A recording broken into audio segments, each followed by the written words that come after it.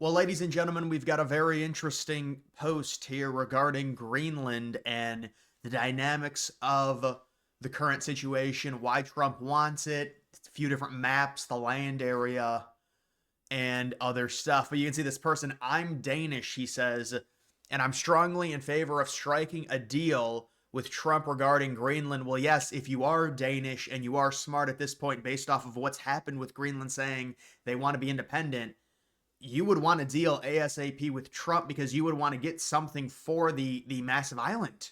Because otherwise, imagine Greenland. This is what they want to do. I think they want to be independent, and then they want to either work out some type of economic relationship with the United States where they're still independent, but the United States gets some control over mining in specific spots in Greenland, or the United States just makes Greenland a territory. They keep most of their independence, kind of like how they have it right now, but the United States would technically own them. That's what I think Greenland wants. They want independence from Denmark. If you are Danish, you want to do a deal ASAP with Trump for Greenland so you can get something in exchange for giving up Greenland. And whether that be money, whether that be a better trade deal, whether that be a better standing in the world with the U.S., there's a few different things. But yes, for the Danes, this is a very, some of them are lashing out. They're like, no, we're not doing it. Well, the people of Greenland have come out and they've said in polls, and also their prime minister, they don't want to be part of Denmark. They don't like Denmark. They're sick of it. And in this thread, he says Greenland is a mess right now. And he's not entirely wrong with what's going on there. And this is why the United States can really help Greenland in the entire situation. Here's the big lines of why a deal with the United States is a win-win-win. And I agree with this 100%. And then people say, well, you're an American, you just want the land and the resources, but this is it just doesn't make sense for Denmark to control Greenland. Greenland needs someone to be able to operate in terms of, their GDP staying where it is. If they become independent, it would not happen. That's why they're trying to do an economic partnership. But Denmark cannot support them. They don't have a big enough economy themselves. The United States does. The United States has the biggest military in the world. They have the money to be able to mine and also help people of Greenland with mining, and you infuse their economy, you get them better jobs, and it is a win-win-win. He's right. He talks about, first of all, it's important to understand just how massive Greenland is. It could fit Germany inside 6 times. It's larger than Alaska and Texas combined. And so, yeah, so this is what the post has been going around all over the place. It's the distortion that's going on when you look at Greenland, and it is distorted. It's not that big, but that still is it is a massive place. There's no doubt about it. But it is, you can see the difference. It looks mammoth on a map, but with it being distorted, it comes down. It still is huge. I mean, it's bigger than Texas, Alaska combined. That is pretty crazy. Greenland is a small economy and currently heavily dependent on Denmark. Their current GDP is around $3 billion. They're heavily dependent. Didn't he just say that? Currently heavily dependent on Denmark. Greenland is heavily dependent on Denmark and receives a yearly subsidy of $600 million out of the $3 billion. So that's why I was referencing and saying it was about 20% is just money that comes from Denmark to Greenland. So if they become independent, that money's not going to come there. They're going to have to get that money from somewhere else. And that's why they're talking about doing some type of partnership with the United States. You can see Denmark also provides infrastructure support and is responsible for Greenland's defense. And that's another thing that some people in Denmark were saying. They're like, oh, they're already independent. Well, they don't even have their own military. How are they independent? They're like, oh, Trump can't even buy Greenland from Denmark. Well, yes, that's how it is right now. Denmark owns Greenland. If the United States took Greenland, it would either be by force, which Denmark could do nothing about, or it could be diplomatically in a deal with Denmark, or Greenland could declare independence from Denmark, work something out separately with Denmark, and then join the United States or have an economic relationship with the United States, or the United States can coax Denmark into giving up Greenland, and maybe you can sweeten the pot if Denmark gets really angry about it. There's a lot of different things you can do. But that infrastructure support is going to be a lot better with the United States, obviously having a much higher GDP, a much more powerful economy, a lot more people in the U.S., and a lot better jobs for the people of Greenland if it does happen. When it comes to, there's going to be a huge mining operation all along the coast, and you'll see a map here in a second on what the United States is likely going to do. Greenland has around 55,000 inhabitants. I think it's 57K right now, which is crazy. I mean, it's nothing. And it's basically nothing. It's like they were talking about, Super Bowl. It's like 80,000 people go to the Super Bowl. It's like that's the attendance. So it's less than Super Bowl attendance is their entire country with that amount of land. Now most of it's a glacier, but still, unemployment rate is 3.7%, the lowest in recent years. Yeah, but that's just like the Biden unemployment rate. Those are really low quality jobs. So they've got quantity, but the quality of those jobs is very bad. When the United States comes in, they're going to be able to rate. Those people are going to get pay raises. So that's like what Biden does. He's like, oh, look at the jobs, they're all up. Well, yeah, because people have to get like 2 or 3 jobs because of how bad the economy is with inflation. 20% inflation under Biden. That's from 2021 to 2024 when Biden was in, or I guess now 2025. That's why it's a 20% inflation. It's not 2%. But understand, these are low quality jobs. The quality of the jobs are going to get a lot higher. So even though they say the unemployment rate is low now, the quality of the jobs and the pay will get a lot better. We would expect with the United States coming in. The backbone of Greenland's economy is its fishing industry, which makes up for 98% of its exports, which would change if the United States came in because you'd have a mining operation, natural resources. The United States would take their massive cut of that. And you could work out a deal with Greenland as well if you wanted to do this diplomatically. Maybe some type of tax, although ideally we wouldn't do that, honestly. But it would help either way. There's no doubt about it. The island faces several social issues, highest rates of suicide in the world because they're isolated. It's understandable. High murder rate and issues with domestic violence, highest alcohol consumption per capita worldwide. So things right now are not in an amazing spot for the people of Greenland. I mean, they've got such a small population, though. When it comes to that, there's a lot of volatility in terms of statistics like that when you only got a total population of 57,000 people. They also have a big housing crisis. That's something the United States could help with. They always build these type of houses there, but it's all along the coasts. It's just such a cold climate. Greenland's vast territory is a treasure chest of untapped resources, and this is where it is, and this is where you get numbers, and the estimates are around $5 to $6 trillion of natural resources within Greenland. And some of these areas are within glaciers. Some of them are easier to reach because they're along the coastline. I mean, most of these are along the coastline, but I mean, this is really why the United States wants this. I mean, and also you've got the shipping lanes, and I think he talks about that as well. But this map right here with the mineral resources and also the rare earths, things that are used for electric car batteries, things that are used for smartphones. China right now has control of most of that, and the United States has to get it through China. You get Greenland, it changes the game completely.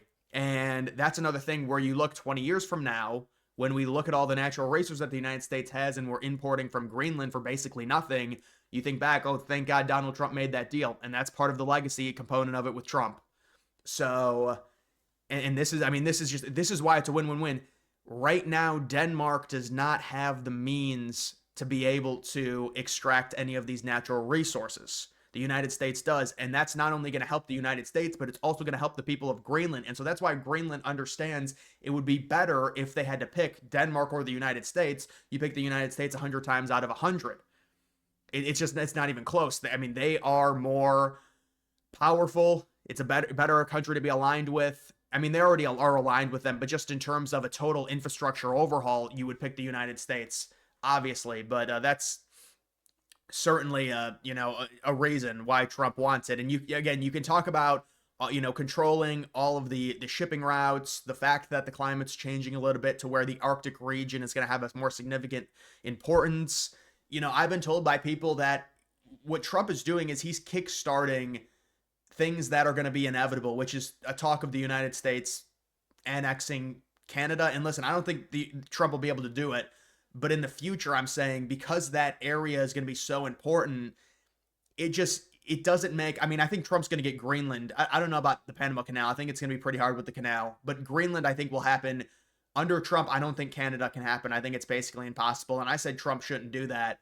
But based off of the changing of the climate, and if those Arctic regions become more and more important, I think what you could have is the United States annex the three northern provinces in Canada and turn them into territories. That wouldn't surprise me. But then it's like, why don't you just annex the entire country? But that's just based off of the United States securing the north part of North America, basically. That's what that would be if the climate changes to where that area becomes more lively and livable.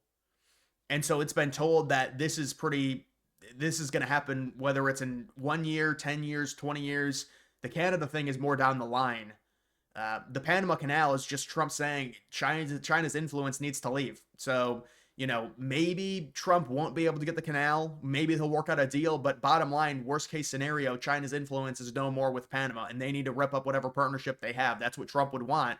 Now, right now, obviously, Trump wants to take back the canal. I mean, if you do take it by force, it's very complicated.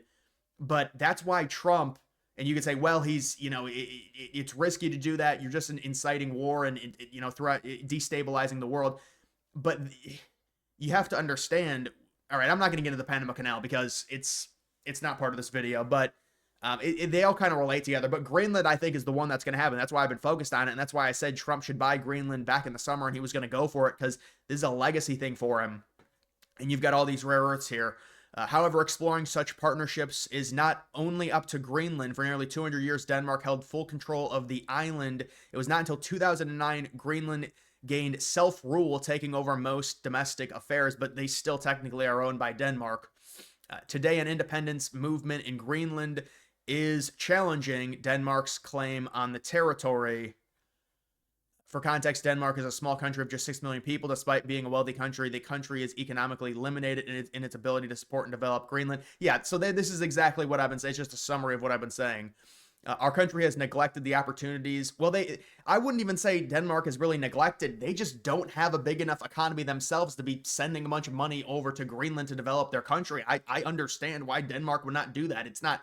I wouldn't say they've neglected Greenland. I mean, that's what it's resulted in, but it's from their economy being smaller. So it's understandable, but Denmark should just be trying to get something for Greenland at this point because the United States, Trump, and even, Republicans, some Democrats, it's like, it just makes the most sense for the United States to have control over Greenland at this point. Not only because of the natural resources, but also the shipping lanes and also the United States being the most powerful country in the entire world. Obviously the most powerful military power in the West. It just makes the most sense as that region gets more and more importance for a country like the United States to have control over Greenland for basically all reasons you can think of over Denmark. It's just better. Trump is not playing games. He's already displayed his interest in Greenland in 2019. His efforts quickly faded due to the COVID pandemic. I think his efforts faded because, yeah, you could say that, but I also think it was just like, I don't know. I mean, Denmark came out and said, no, it's not happening. And then it seemed like Greenland really didn't. This is the difference between 2019 and now. Denmark was really bratty. They're still bratty now, but Greenland didn't really say anything. Now Greenland's saying, no, screw Denmark. We want to be independent after Trump has brought this up. I mean, Trump's still the president-elect. He's not even in yet. And Denmark's like, and Greenland's like, yeah, we want to be independent from them. They didn't say that in 2019. So it's a little bit different. Why is Trump interested in Greenland? Several big reasons. One of them is untapped natural resources in the country, but it's also a strategic interest, control of Arctic resources and trade routes, geopolitical influence in the Arctic. Yeah, so stuff that we've been talking about. However, the people of Greenland need to be on board. Prime ministers of Denmark and Greenland said in a joint press conference that Greenland is ready to explore independence. Additionally, a poll showed that the people of Greenland supporting the decision. That was the poll I talked about 70-30 poll. And then it talks about Greenland's path to independence could thrive with free association with the U.S. Free association. That's like an economic partnership. That begs the question, what would the price tag be of such an arrangement? They say $50 billion. $50 billion for what? What is this deal? The United States sending Denmark $50 billion? Or the United States sending Greenland? Listen, it would not be $50 billion. One starting point is the island's annual GDP, but who are you sending the money to?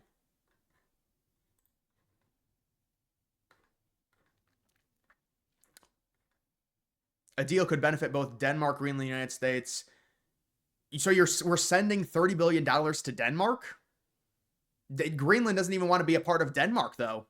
Why would we not just wait for Greenland to declare independence from Denmark and then negotiate directly with Greenland and get a much easier deal with Greenland, and also be able, because if we're negotiating directly with Greenland, we could negotiate and say, we're going to build up your infrastructure already. So that's part of why we're going to acquire you, and then that's going to get the citizens on board of Greenland. We could also better paying jobs, things like that. I mean, we really don't want to give Denmark anything at this point, the way they've acted, but I mean, it just depends. If Denmark doesn't want to give up Greenland, even though Greenland wants to be independent, what is the dynamic there? How does that work?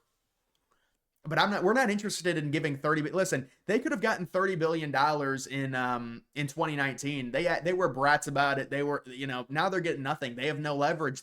Greenland doesn't want to be part of Denmark. So why would we give Denmark money? Allow Greenland to listen. Allow Greenland to become independent, and if Denmark gets angry about it, Denmark's going to get, no, I'm not going to say that, but Denmark's going to get kicked out of NATO. I mean, seriously, like, we're not giving them $30 billion. That's absurd. We're going to invest a lot of money into Greenland. We're not giving Denmark $30 billion anymore because they lost their chance. And if Greenland wanted to still be a part of Denmark, then yes, we would have to give Denmark some money. There's no doubt about it. If we wanted to do it diplomatically. But it's like, why would we give Denmark anything at this point if Greenland says they don't want to be a part of Denmark? The only thing that Denmark could do is say, no, we still control you. We're not giving you up. And then say, all right, you know what? We're just going to do a deal with the United States. But then we just don't want to give Denmark anything. We'd rather invest that $30 billion into infrastructure on the island and mining operations on the island. And I think Greenland is considered an island, even though it's massive, but it's really not an island. Either way, guys, that's just the situation. I mean, listen, I can understand you might have to work out a deal with Denmark. It depends the dynamics of Denmark and how much they play hardball, and do they really want to make themselves a villain with the United States?